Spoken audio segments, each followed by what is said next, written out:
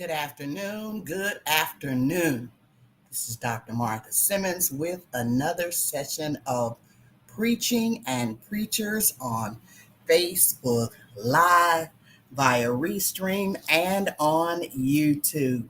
Good afternoon. Good afternoon. Come on in and let me know that you are out there. Come on in and join me for a Potpourri Monday. Good afternoon. Good afternoon. I see people coming in slowly but surely. Good afternoon. It's a little bit chilly here in Atlanta, but my guess is that around noon it'll be about 60 or 65 degrees, and we will take that. Good afternoon. Good afternoon. Come on in and let me know that you are out there for Potpourri Monday. And when you come in, please tag someone.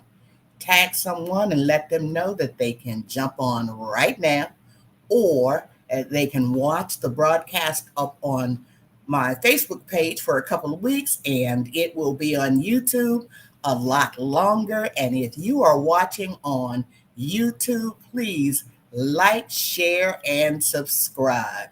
Good afternoon. Good afternoon. Come on in and let me know when you come in. Let me know where you're coming in from.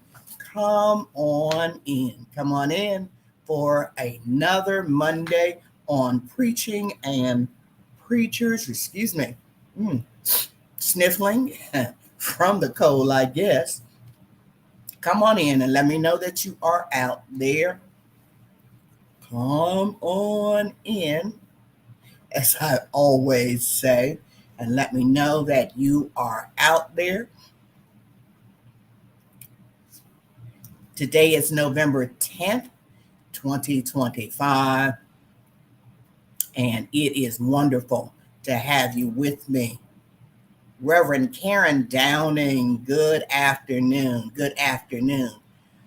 Good morning to my people on the West Coast who tune in early to catch the broadcast live. Shouting out the people in the Midwest, those on the East Coast, and certainly those in the dirty South. Come on in and let me know that you are out there.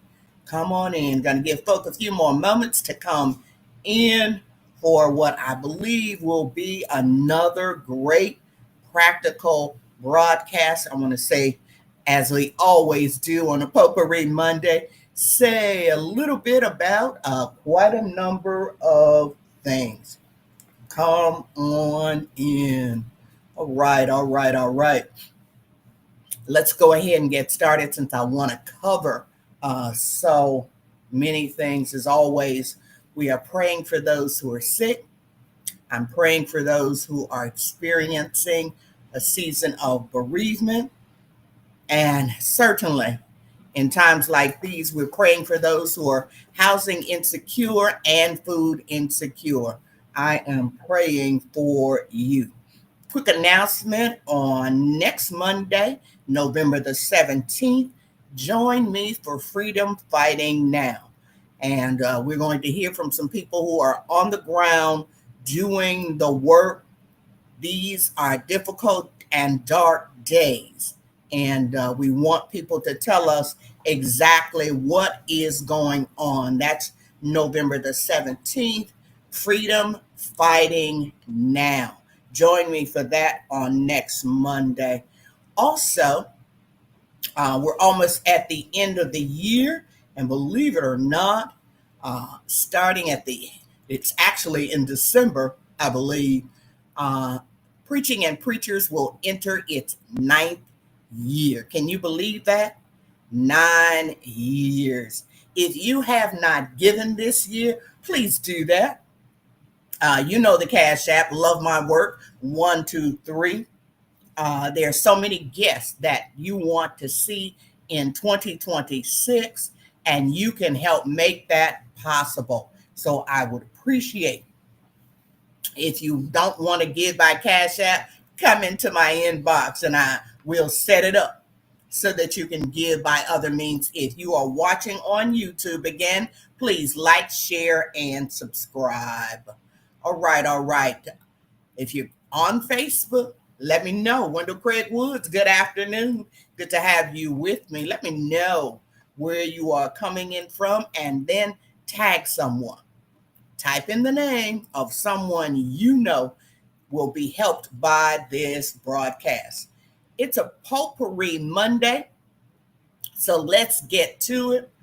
Uh, First thing I want to talk about is churches that are preparing for Thanksgiving. Thanksgiving.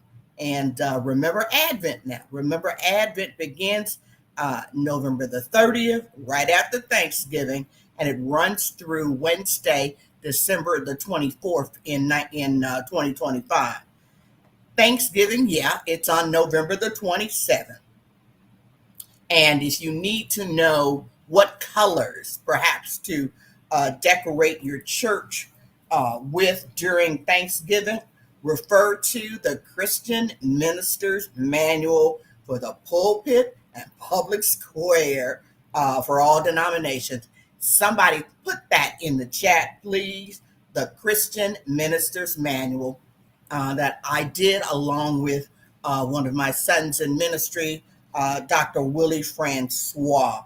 So if you want to know the Thanksgiving colors, the Advent colors, the Christmas colors, they are all in the Christian Minister's Manual. And we're hoping to bring you the second volume in 2026. We're working hard on that, preparing for Thanksgiving. We know that these are difficult times for so many people, and churches typically prepare baskets, boxes, bags for those who are food insecure during this season. However, due to the cruelty, and that's what it is, it's the cruelty of this government in cutting SNAP benefits and laying off federal workers and hunting down Latinx people. Churches have stepped up sooner. And we need to shout out all of the churches who are doing the necessary work in times like these. Some churches will tell you that they fed 50 people, and some have fed thousands. Some do it once a week. Others are feeding people almost every day. And all of it is so greatly appreciated by those who are in need. All of this is the church in action. And it's a signature example of what Black churches have always done. Um, you can say whatever you want to say about Black churches. Black churches step up. They are generous. They feed people. They look out after people. Thanksgiving, we know it's not a Christian holiday. It's not a holiday that's on the Christian calendar, but many churches still hold Thanksgiving services. Typically, in addition to worship, as I said, churches have given out bags, baskets, boxes to folk who need clothes, toiletries, and food. And they'll often ask members to sponsor a food or assist with food distribution. If your church, you say, my church is too small to really feed folk, that's okay. What you can do is ask your church to provide meals to help those who provide meals for others. Here in Atlanta, Hosea Feeds the Hungry is a well-known initiative for the food insecure. So send as many people as you can to help out those local entities where you are that you know are helping people. We can do that. You can do it on Thanksgiving, before Thanksgiving, after Thanksgiving. Just do what you can. So, we, as I said, we're the church, and we are thankful for so many things. And that means that we ought to do more than just do these generic Thanksgiving services. So perhaps, because preachers are not, those who preach almost every Sunday, they're not looking for another service to have to do. So you don't have to do a sermon. Maybe you want to do a song fest or something like that, or a brief service that's mainly made of testimonies. Or maybe you want to turn the entire service over to your worship and arts department. And they can choose to do spoken word, mime, liturgical dance, or instrumental solos. So think out the box. You don't have to do the same things. And some churches have been known to give this service over to their youth department, or at least make sure that they have a period where youth are heavily involved. So you don't need a long service. An hour is long enough. And as I said, often after these services, people will go out and help those entities that serve the communities. That's a great thing to do. And then, as I said earlier, remember Advent begins November 30th, right after Thanksgiving. So remember, if you don't want to celebrate Advent, at least mention it in passing. And you can combine Advent with your Christmas season to show that one transitions into the other. Don't speed past Advent if you are going to celebrate it and go start singing Christmas carols, okay? Consider celebrating in some way all 4 Sundays of Advent, even if the main thing that you do is shown forth in your church decorations. I think also this year, churches can begin Advent by collaborating with organizations to send offerings to people. We know what just happened in the Caribbean. The Philippines are in trouble, and so many places in Africa need the help and the support. And so, all of those kinds of things you can do during Thanksgiving and the Advent season. Okay. So, please consider some of those things. Next, I want to say a bit about people while protocols while people are struggling in this season. And I haven't fully been briefed on everything that's going on the Hill, but it's not looking good. I do know that it is not looking good. And I'm just thankful that churches have stepped up during this period, and we should give credit to where credit is due. I also, though, think that we need to be reminded that this is a difficult season. And with this administration, it's going to continue to be difficult. It may even last for another 2.5, 3 years. This is going to be an extended period of suffering for so many people. People are going to suffer, as I said, until this administration is over, and then some of the damage that they have caused will last even longer. Okay. We all know, we all know, we're talking about protocols while people are struggling. So if you put any questionable behavior online, it could go viral. So be mindful of that. You should be mindful in every season, but certainly be mindful of doing lavish things as people are suffering. We saw how the president held a Great Gatsby themed Halloween party as people suffered. And I said to myself, I wonder if he or his guest have read The Great Gatsby. And then I thought about it and I said, even if they read it, they wouldn't care. They wouldn't care. The lavishness and the over the top nature, they still would have done it.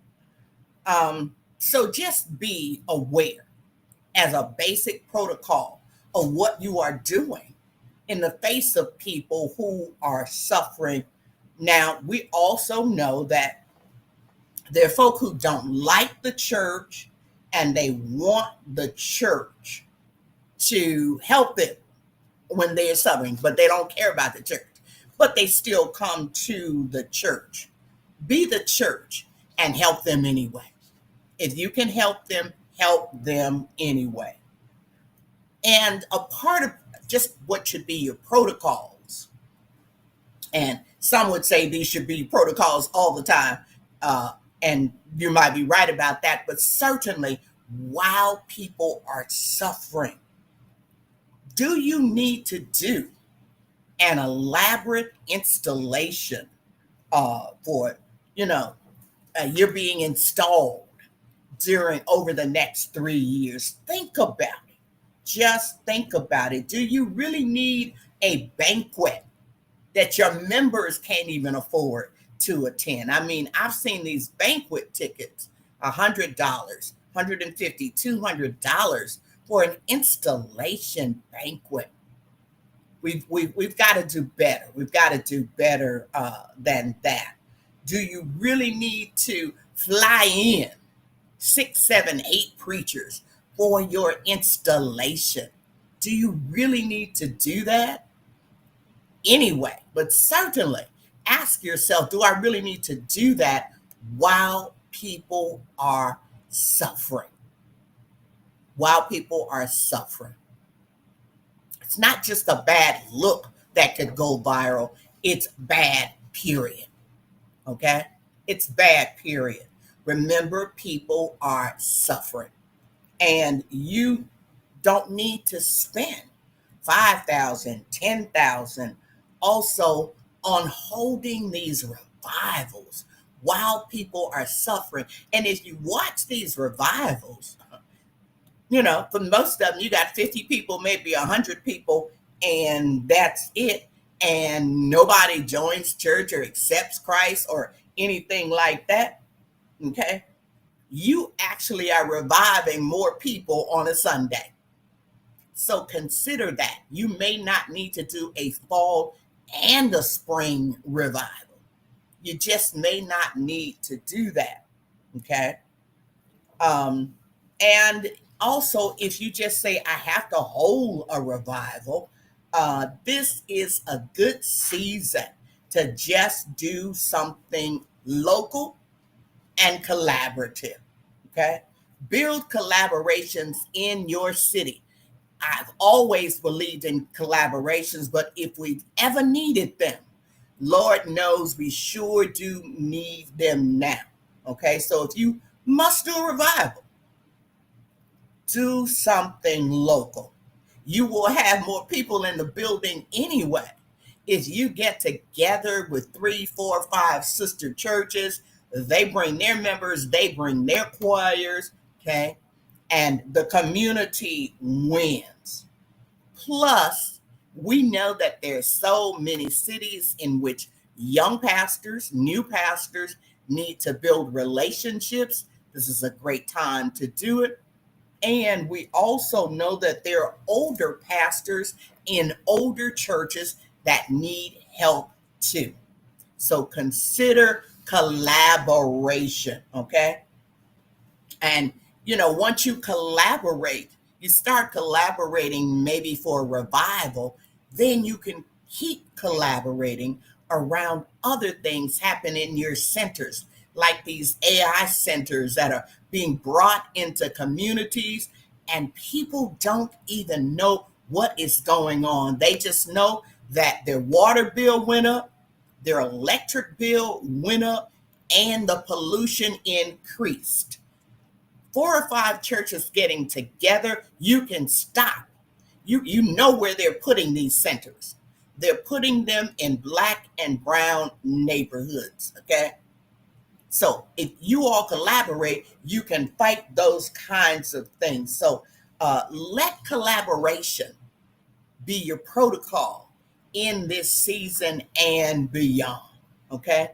And also in terms of protocols, in this season, and I'd say every season, be careful when you're asking people to give. You are watching Preaching and Preachers with Dr. Martha Simmons. If you are watching on YouTube, please subscribe, like, share, and subscribe. And again, I want to say it's almost the end of the year. And if you can donate, you've only donated small amounts throughout the whole year. I want to bring you the best guest in 2026. And no, everyone is not free. Would someone put in the chat the Cash App, LoveMyWork123? Okay. So please, I hope you'll consider contributing today or before the year ends. And last thing I want to say about protocols for churches in this season and beyond is concerns giving. Just asking people to give. Be careful what you do. Just be careful what you do, or just do the right thing. And then you don't have to worry about it. Okay. But if you want to do some kind of special offering, it might be a good thing for you to just turn your cameras on. That might be a good thing. But whatever you're going to do, be careful. Be careful and just be aware and compassionate, and stop flaunting. Just stop flaunting extravagance. I don't think you should ever do that, but you certainly shouldn't do it in the face of so much suffering. All right. Now, let me say a little bit about protocols when you're hosting a guest preacher. And people really chimed in when I started to post the teasers about this for today's broadcast. And there's some things that, shouldn't have to even be said in 2025. But unfortunately, they do have to be said. And when I posted this about these protocols, I mean, people really weighed in. Let me tell you some of what people said. Someone said after preaching a church anniversary, a church gave them 3 plates of chicken wings, some collard greens, and $20 in an envelope. Someone else said after the church paid me, they asked me to hold the check for a week. I've been there. Someone else said, please stop asking people to sit around while the officers count the money. In other words, the preachers are sitting somewhere waiting to get their honorarium.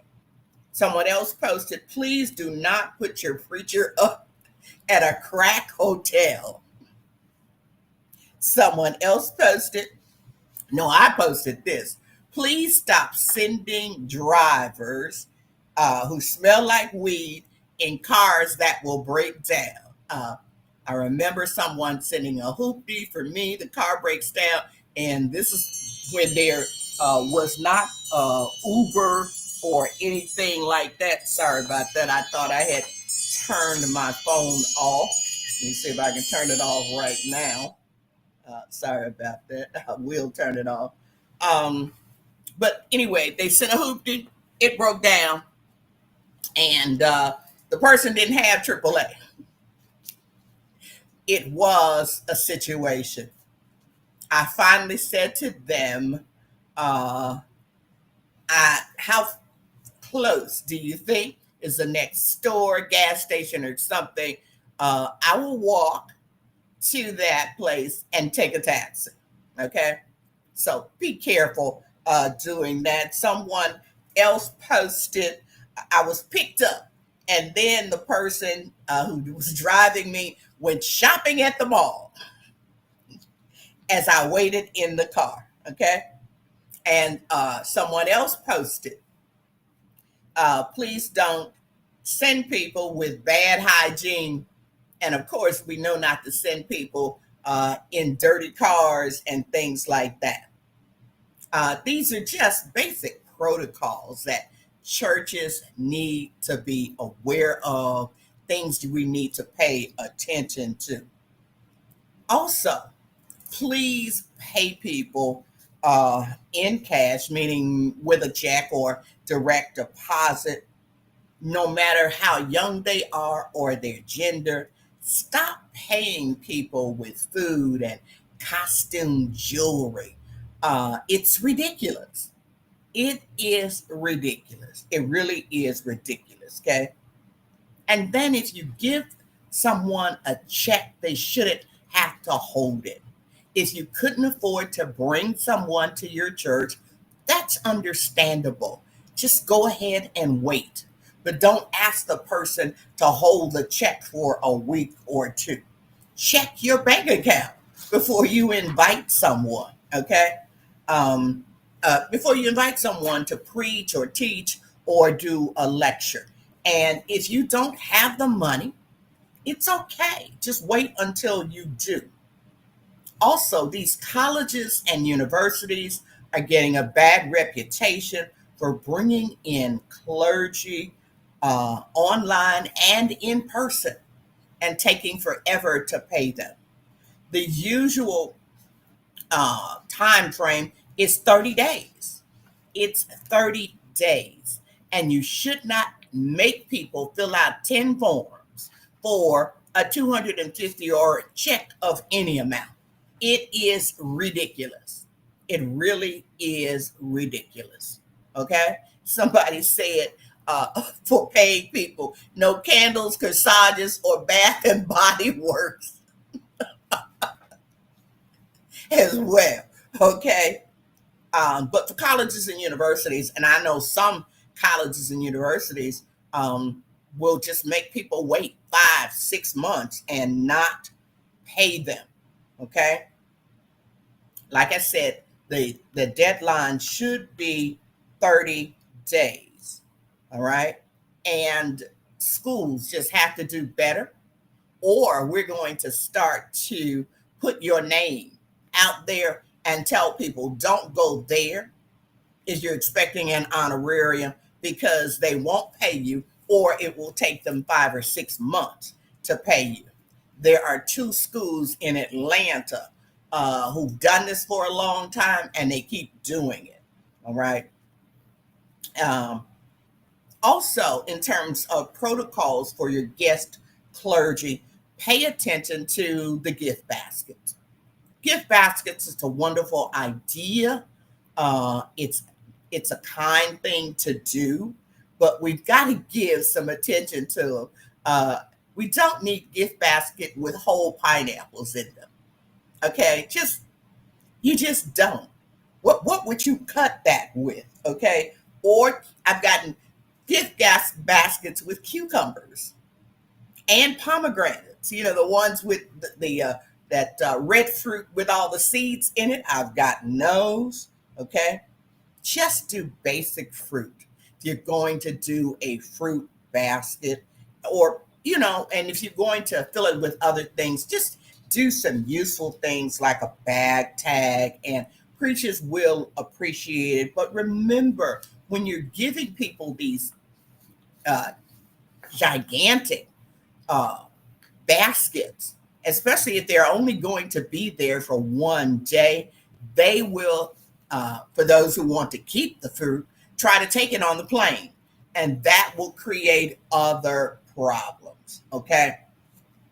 And like I said, it's not necessary in times like these unless you just do something basic. Just do something basic. You really don't. I love the fruit baskets I've gotten where there were a couple pieces of fruit, there was some chocolate, Kleenex, things like that. They were wonderful, and that's sufficient. That's sufficient. Okay. Um, Or, like I said, if it's too much, too big, it just ends up being left in the room. Also, in terms of protocols for guests, don't send people to pick up your guest clergy who just talk incessantly. Just, it's not necessary. Now, if the preacher asks, how long have you been at the church or something like that, that's fine. But other than that, the incessant talking is just not necessary. And one that I've really been bothered by over the years, and I will stop people when they start this, are people who come to pick up preachers and complain about their church. It just doesn't make any sense. It really doesn't make any sense. So don't send people who have difficulty with the church. And preachers, if you run into someone who is doing that, just stop them. Just stop them cold. Just stop them cold. All right? Just stop them cold. You can pray. You can go to another subject, but just stop that. Just stop doing that. Okay? And perhaps the biggest protocol that has bothered me over the years, and I went through it again this year, but I've been through it so often that I know what works for me, and that is to get the hotel straightened out before your guest arrives. If you don't know the protocol for every hotel you're using, you need to find out. And many hotels require, and they especially do this to Black churches, that you come in person and put down a card in person. Okay. And so whoever is making the arrangements, they need to find out, because typically the pastor is not doing this. He or she is trusting someone else to do it. But pastors, you really do how to you really do need to make sure that it's taken care of. So when I'm asked to put down a card, I simply tell them, if the person who drove me doesn't handle it, I'll simply say to them, please wait, I'm going to have a seat and call the church. And I'll wait. I will just wait, because what they do to women especially, and probably some men, is you will put your card down, then the church's card will appear, and things can totally get messed up, and it can take you a month or so to get that straightened out. So I just call the church, okay? I just call the church and tell them to straighten it out. But for the most part, like I said, if you have to go to the hotel or if there's a form that needs to be filled out. But for clergy, make sure you don't put your card down. Just don't put your card down. Just don't do it. Okay? Just don't do it, because it will turn into a mess, especially in times like these, when Black people are just disrespected on the regular anyway. Okay? Now, someone said, how should preachers act? This is one of the comments. How should preachers act when they go to churches? That's another broadcast. I'll get to that topic at some point. Okay? Next, I want to say a little bit about boycotting during the holidays, continuing the boycotting during the holidays. It looks like most of us are still boycotting Target. Target just announced that it's eliminating 1,800 corporate level jobs. And that's the first time they've done that in a whole decade. They've always laid off people, but it's usually lower levels, 1,800 corporate level jobs. And I want to encourage us that in these difficult times, make it difficult for those who are making it hard for the poor. Make it difficult for them to do business. These corporations are overcharging and gouging the poor, changing food prices when you're in the store. I hope you all know that they can do that. They can change the price of an item while you are in the store. Okay. And these same corporations are funding the campaigns of those who are making it hard for the poor to survive. So let's not help them. Now, we know Black Friday is coming. We know Black Friday is coming. Please consider doing all necessary shopping, your medicines, gas, food, things for your kids, etc., things for your children before November 25th. From November 25th to December 2nd. November 25th, somebody put that in the chat, please. November 25th to December 2nd, we are not buying from these corporations. We're not buying from these. During this period, if you have to shop, shop local and support small businesses. That's what we can do. Support small businesses so more of that money will stay in our neighborhood. We don't need Amazon. We can stay out the malls. We can stay offline. You don't even need to do it. Support the corporations online, okay?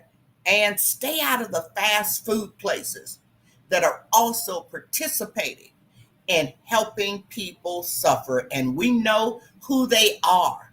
We know who they are, okay? Chick-fil-A, Papa John's, Wendy's, Pizza Hut, DoorDash, McDonald's. We know it's the same people, same corporations all of the time. They do not care that people suffer. They care about their bottom financial line. Okay?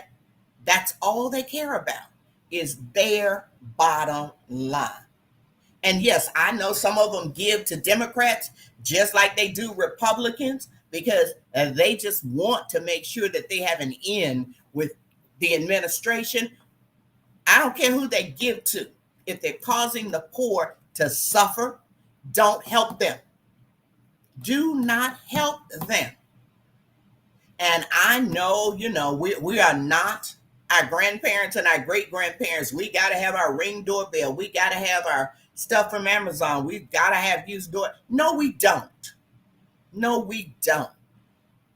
No, we don't. November 25th to December 2nd, it's a blackout. It's a blackout for these corporations. This is beyond ridiculous. Okay? And I know that, there are other corporations out there that are harming people. Black them out too. I couldn't give the whole list. Black them out too. You all know who they are. You can put some of their names in the chat if you want to. Okay? Let's give up just a little to help a lot of people. Corporations only move when their bottom line is harmed. When their bottom line is harmed. Okay? And some of them, even if they turn around and do better, we're not going back. Target, we're not going back. You messed up and you messed up too much. You messed up too much. Okay? We can do this. We can do this. We see what's happening on the Hill. No, nobody's coming to save us but us. No, politicians, for the most part, they don't care about us. We got to save us. We've got to save us, and we can do this. We can do this. All of that stuff that some of the young folk think that they've got to have, no, they don't have to have it. You don't have to have it. So do your shopping before November 25th. And then if from November 25th to December 2nd, you say there's something you got to have, get it from a local store, okay? A local store and a small business. A small business. Give them your business, okay? And this is the only way corporate America is going to start to pay attention. We might have to do multiple blackouts over the next 3 years, and that's fine. I'm here for it because this, like I said, it's ridiculous. It is ridiculous. Okay. And, you don't need to post about what you're doing or anything. Just do your best. Do your best. And no one will know but you if you've done your best. Just do your best. Just do your best. Thank you so much for that. The next thing I want to talk about is the subject of sermons. Stop stealing sermons. Just stop. Just stop stealing sermons. And most of us know that it is wrong to steal, but some folk do not. They call it borrowing and just go on about their business. They will steal well-known sermons and won't give anybody credit, okay? And then they'll say, oh, don't we just borrow sermons? No, sir. No, ma'am, we do not. We give people credit for their hard work. That's what we do. We don't borrow anything. You can't get it back after you steal it. Okay, you've stolen it. We give people credit for their work. So if you're out here stealing sermons and even lectures and that too, if you don't give the person credit, you stole it. And that goes for every line in a sermon or a lecture. Now, what I found interesting, and I keep finding this interesting because I know people know better, and I believe some of them are feigning ignorance, but maybe they really don't know. Some people are acting confused about whether having AI write your sermon is stealing. Let me unconfuse you. Yes, it is stealing. It's stealing. Okay? As the old preachers would say, let me see if I can make that plain. So, AI is a collaborative tool, just as commentaries, physical commentaries, are collaborative tools. Okay? If you quote someone's work from a commentary and you don't give them credit, that's stealing. It's not borrowing, it's stealing. Okay? It's stealing unless you give people credit. And you just cannot borrow someone's intellectual property and not give them credit. Someone posted, since we don't know who wrote it, if we got it from AI, who are we giving credit to? Give credit to AI. Give credit to AI. I edit for people from time to time, and I'm seeing more and more AI material. And you have to, if you're editing, who is it? Well, all of them now, MIA, Tarabia in Chicago, they all show you how to cite AI. You have to identify the prompt that was used. Some ask for that. You have to name the tool that was used. Was it ChatGPT, Claude, Perplexity, whatever the tool that was used? And then you have to provide the publisher and the version that was used, like OpenAI, and the specific version number that you use, you have to include the state, the date, and the date that the content was generated. And then in many cases, depending upon what you're publishing, they will ask you to always also list the URL. An example that I pulled down was ChatGPT, a response to explain how to make pizza dough from common household ingredients. And then there's a comma, OpenAI, March 7, 2023, and then the URL, chat.openai.com/chat. Now, if they've told you how to cite it, it's because it's not yours. It is not yours, okay? Now, when writing a sermon, it's even simpler. All you have to say is, this section of my sermon came from ChatGPT or AI or wherever you got it from. If you did not write every line of that sermon, unless you're just, quoting a statistic that could come from anywhere. Okay, like, 50% of people like the color blue. But even then, I would say according to so and so. Okay, you are lying to yourself and being lazy if you think it's okay to let AI write your sermons. And also know this, people can tell you didn't write it. They can tell that you think you're getting away, but people can tell you didn't write it and you look like a fraud. Okay, now, can you use AI to help write your sermon? Of course you can. I use AI almost every day. But if I'm quoting from it, I have to say that. So I might ask AI, show me 5 websites that offer this. Or I might ask AI, what's happening with global warming in these 5 countries.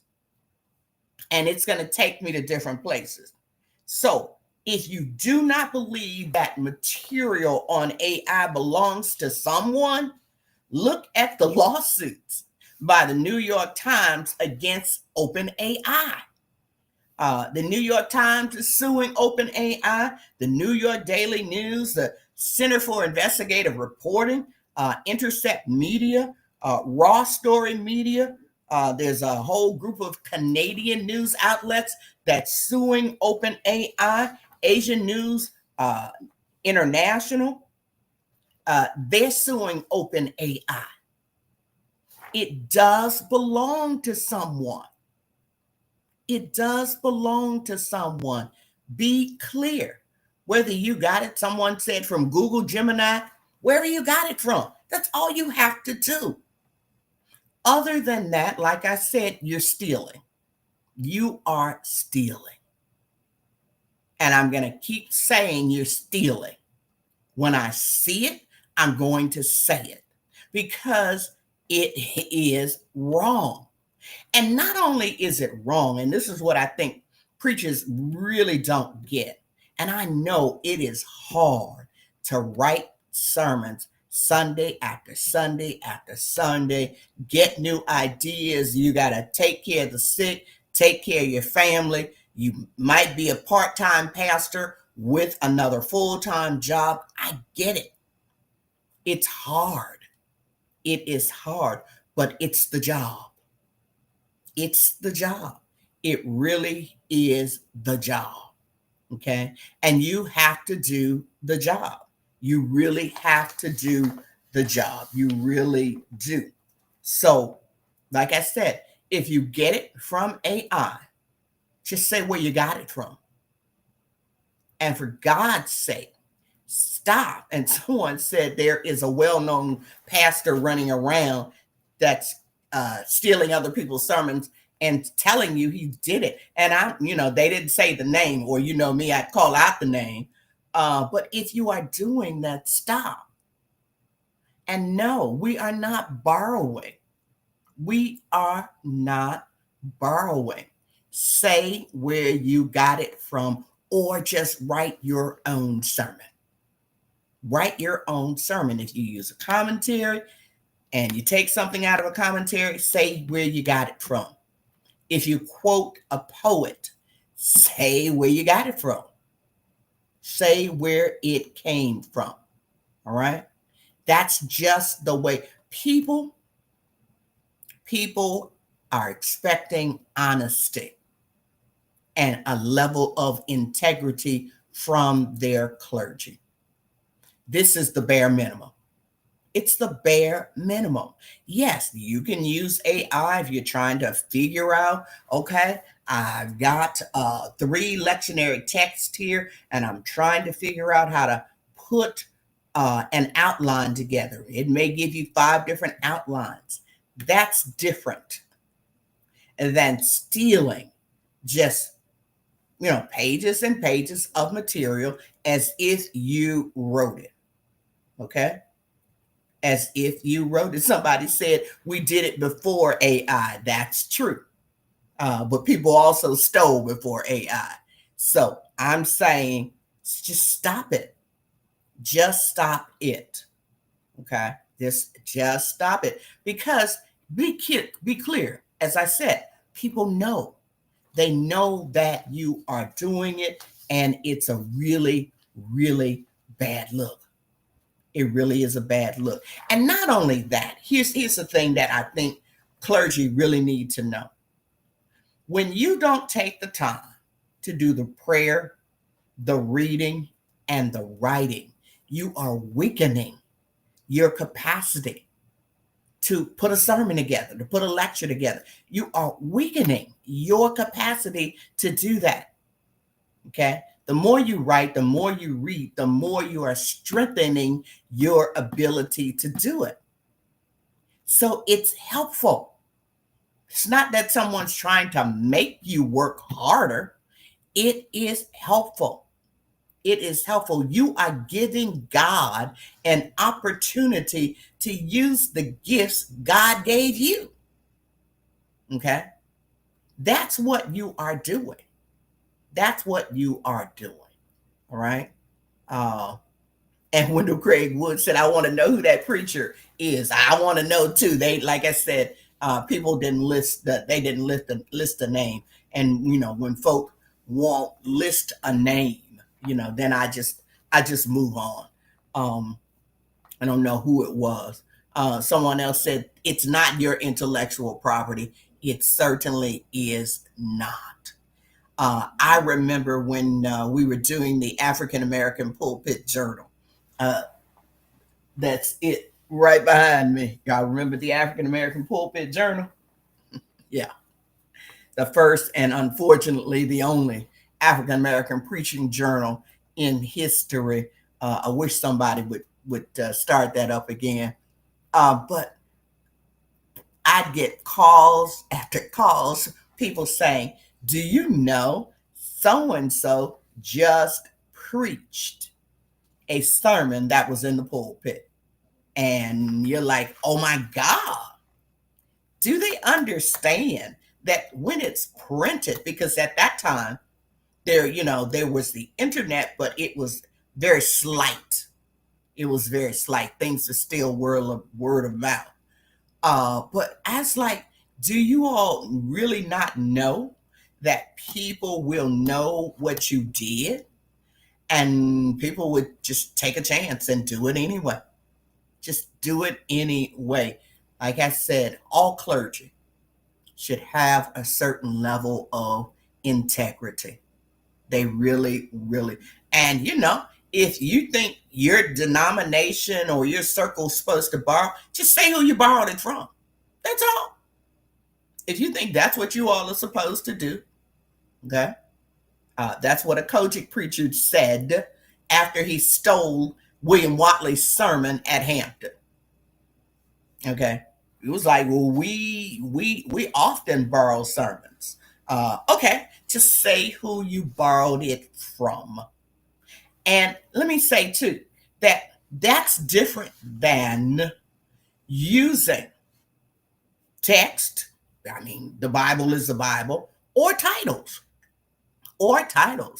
You can frequently use or reuse a title. There's nothing wrong with that, but it can't be the same sermon verbatim, or you steal it. So when we were doing the Norton Anthology, of course, I looked at thousands of sermons over a 6-year period, and there were common titles. The eagle stirs its nets. The black train of death is coming. Death's black train. This little light of mine. There were constant, titles, and that's fine. But the sermons couldn't be the same. If the sermon was the same, you stole it from somebody. You stole it. You didn't borrow it. You stole it from somebody. Okay. And someone just put that some songs are even AI generated. That's true. But people know when they're AI generated. They know they got it. They asked AI to give them a song. They asked AI to give them a poem. They asked AI to give them a prose piece to go in a sermon.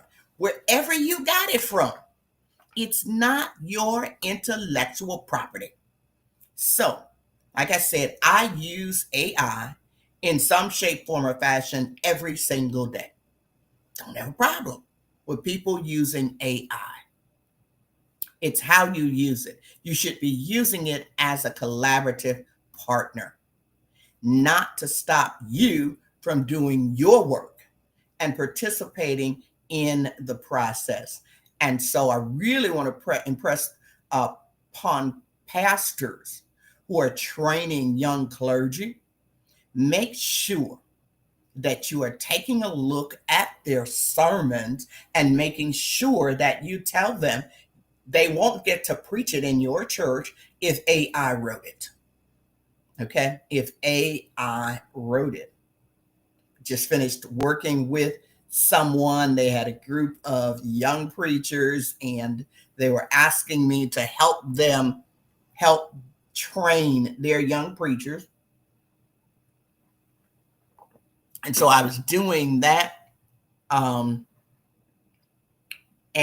then I noticed that this one person, first of all, I knew the age range of the preachers. And then I looked at the language. And I said, there's something about this language that's too formal, etc. And I just reached out to the preacher and asked them, did you write this, or is this section from AI?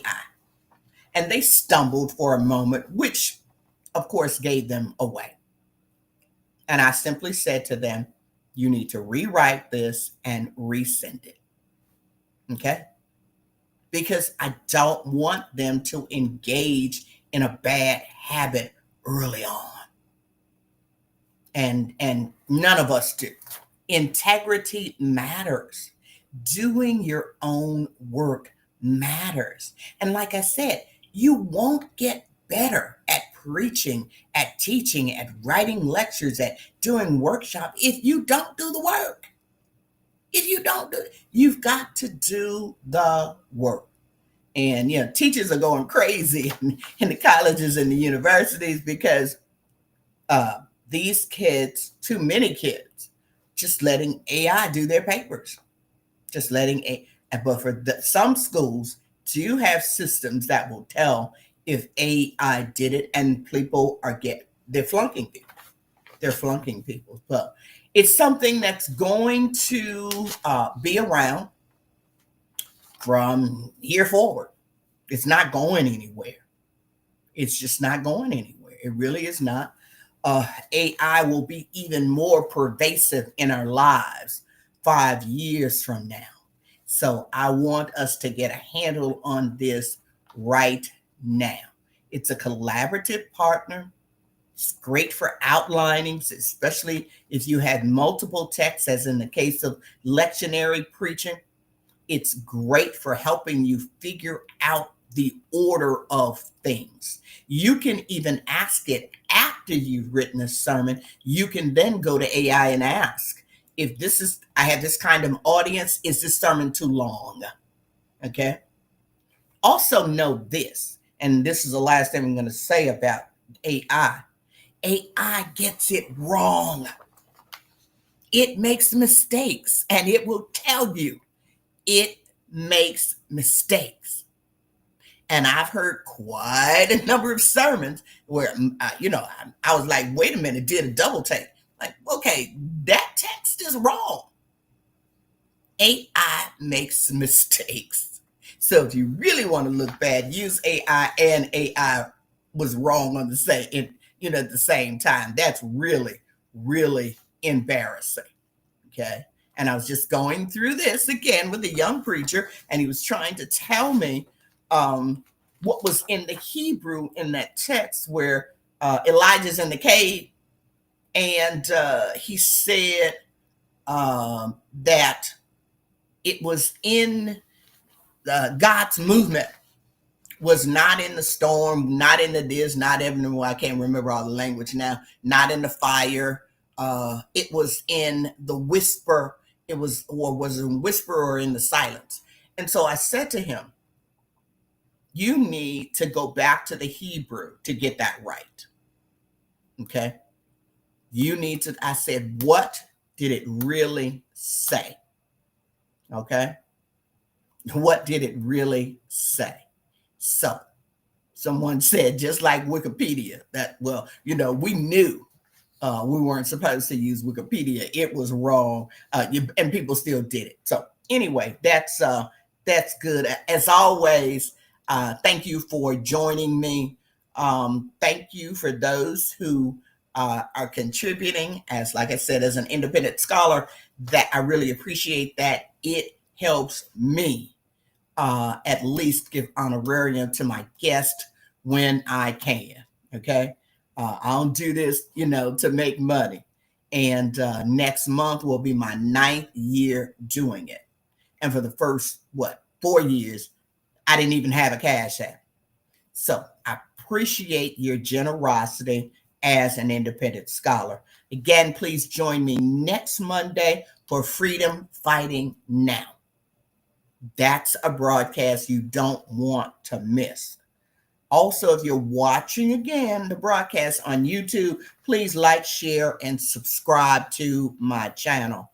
Last but not least, as I always say, share the video. It won't cost you anything, and these Potpourri Mondays always help people. God bless. I hope everyone has a good week. See you next time.